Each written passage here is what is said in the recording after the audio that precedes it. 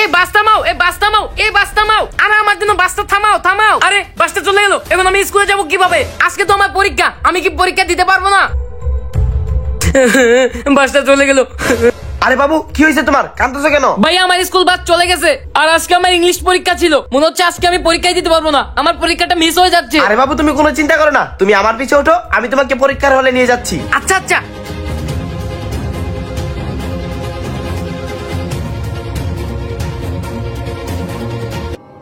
আরে ভাই, এটা কোথায় নিয়ে আসলেন? এটা তো আমার স্কুল না। তোর কি মনে হয় তোকে আমরা স্কুলে নিয়ে আসছি? ভাইয়া তাহলে তোকে আমরা কিডন্যাপ করেছি। এই কেউ একদম নড়াচড়া করবি না, চুপচাপ থাক। আমাদের এই কয়েকটা ছেলে দিয়ে হবে না, আমাদের আরো ছেলে ধরতে হবে। এই চল। এই তোমাদের এখানে আটকে রাখছে কেন? এরা সব ছেলেকে কিডন্যাপ করে ধরে নিয়ে আসে, তারপর বিদেশে বিক্রি করে দেয়। আমাকে কিছু একটা করতে হবে। আমাদের এখান থেকে পালাতেই হবে। তাড়াতাড়ি চলো, তাড়াতাড়ি চলো। হাই হাই, এরা কোথায় গেল? এদেরকে না পেলে তো বস আমাদের মেরে ফেলবে। চল ওদিক দিয়ে আমরা ওদের খুঁজি। স্যার স্যার, আমাদেরকে কয়েকটা গুন্ডা মিলে ওই জঙ্গলে ধরে নিয়ে গেছিল। আমাদের অনেক মেরেছে আর আমাদেরকে কিডন্যাপ করে বিদেশে বিক্রি করে দিত। চলো তো গিয়ে দেখি। স্যার এই তো তিনজন।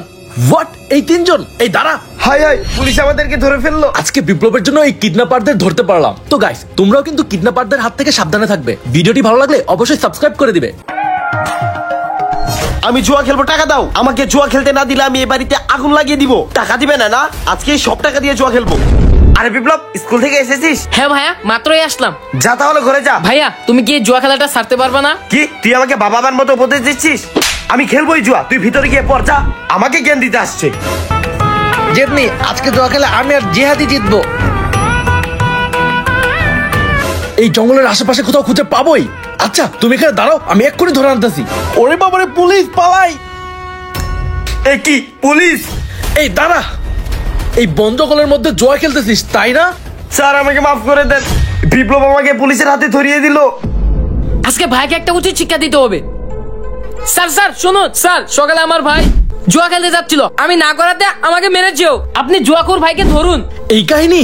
তোমার ভাইকে তো আজকে ধরেই ছাড়বো, চলো। স্যার ওই তো ওইখানে, ওইখানে। বিপ্লব আমার আপন ছোট ভাই হয়ে আমাকে ধরিয়ে দিল। ওর বুক কি একটুও কাঁপলো না। ভাইয়াকে পুলিশের হাতে ধরিয়ে দিয়ে আমার অনেক খারাপ লাগছে। বিপ্লব তার জুয়াখুর ভাইকে পুলিশের হাতে ধরিয়ে দিয়ে ঠিক করেছে কিনা অবশ্যই কমেন্ট করে জানিয়ে দিবেন। ভাইয়া আজকে কিন্তু আমি রোজা আছি, তুমি কাজ করে যে টাকা পাবা সেই টাকাতে আমার জন্য ইফতার নিয়ে এসো। ঠিক আছে ছোট, আমি কাজ করার পর যে টাকা পাবো সেই টাকা দিয়ে তোর জন্য ইফতারি কিনে নিয়ে আসবো।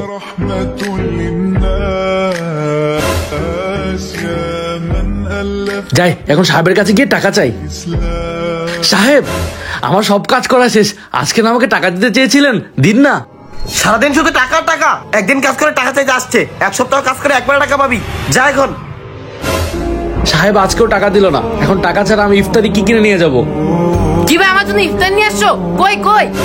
কাজের মালিক আমাকে টাকা দেয়নি, কালকে থেকে আমরা রোজা রাখবো না, সেহরি করতে পারি না, ইফতার করতে পারি না, আর রোজাই রাখবো না। চল। আর ভাই দাঁড়াও, রিজিকের মালিক আল্লাহ, আল্লাহ কোনো না কোনো ব্যবস্থা করেই দিবে। তাই বলে কি আমাদের রোজা ভাঙতে হবে? এমন করো না ভাইয়া, আমরা রোজা কখনো ভাঙবো না। হ্যাঁ রে ছোট, তুই ঠিকই বলেছিস। চল আমরা আসরের নামাজটা মসজিদে গিয়ে পড়ে আসি ইফতারের আগে। ওই তো আজান দিয়েছে। এই ভাইরা কেউ বাড়িতে আছেন? আরে কে আসলো আবার এই সময়? চল তো গিয়ে দেখি কি হয়েছে। ভাই আমরা মানবতার ফেডারেল ফাউন্ডেশন থেকে এসেছি, সবাইকে ইফতার বিতরণ করতেছি। এই নেন আপনারটা। আলহামদুলিল্লাহ। ছোট এই নে ইফতারি। আমি তোমাকে বলেছিলাম না রিজিকের মালিক আল্লাহ? দেখেছো, আল্লাহ আমাদেরকে খাওয়ার ব্যবস্থা ঠিকই করে দিয়েছে। তো ভাই আমি তাহলে আসি। রিজিকের মালিক আল্লাহ, আমরা সবাই ইসলামের পথে থাকবো, দেখবেন আল্লাহ কোনো না কোনো ভাবে আমাদের রিজিকের ব্যবস্থা করেই দিয়েছেন।